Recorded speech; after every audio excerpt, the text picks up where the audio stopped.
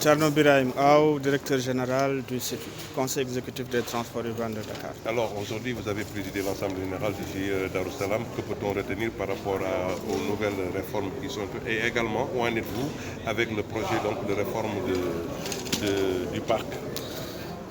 Alors, je me réjouis de la tenue de cette Assemblée générale. Le CETUD a en effet, depuis quelques mois, insisté pour que se tienne, pour le principe de gouvernance, simplement une gouvernance vertueuse, que les assemblées générales se tiennent et que les présidents de GIE, de l'AFTU, puissent de manière régulière communiquer les informations à leurs membres et qu'on veille sur le processus de modernisation du parc de transport collectif à Dakar de manière transparente et démocratique.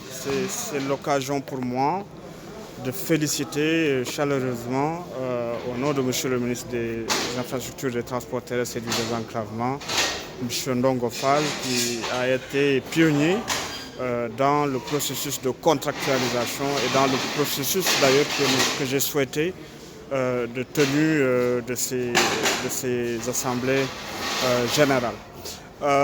Vous l'avez dit, c'est important aussi de relever que nous sommes sur la dernière phase de renouvellement des parcs de car rapides de Ndiagandiaye. Le programme a démarré depuis 2005. Sous l'impulsion du chef de l'État, son Excellence M. Macky Sall, nous l'avons accéléré depuis 2015. D'abord en faisant une extension aux différentes capitales régionales, mais aussi en renforçant le parc de Dakar. Il y a un programme en cours de 680 véhicules. Donc je suis venu dire au président de GIE aussi qu'il fallait que toutes les mesures soient prises afin qu'en fin d'année, fin 2021, nous puissions terminer la dernière phase du programme et initier les programmes phares du ministère des Transports terrestres et du désenclavement. Ces programmes concernent notamment la première phase de renouvellement du parc, parce que les véhicules de 2005 aujourd'hui sont arrivés à un niveau d'obsolescence. Et la deuxième partie très importante, c'est la restructuration globale du réseau de transport collectif.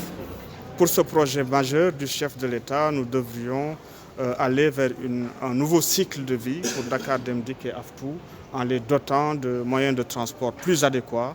Ça veut dire plus respectueux de l'environnement, plus confortable, plus sécuritaire, avec une convergence de performance que nous allons chercher avec les modes capacitaires que sont le BRT et le TER. Alors, en ce qui concerne les gares, est-ce que vous allez les accompagner pour l'acquisition? Parce qu'on a fait qu'elle était en train de le faire avec des pics et autres. Justement, nous avons relevé que la configuration urbaine de Dakar pose pas mal de contraintes.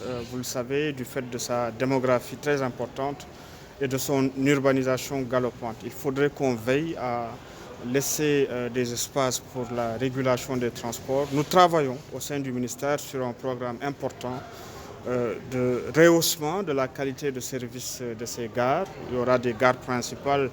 Nous l'avons entamé ce programme d'ailleurs à Petersen pour le BRT, mais il faudra penser à Colobane, Lat Dior, Parcelles Assainies.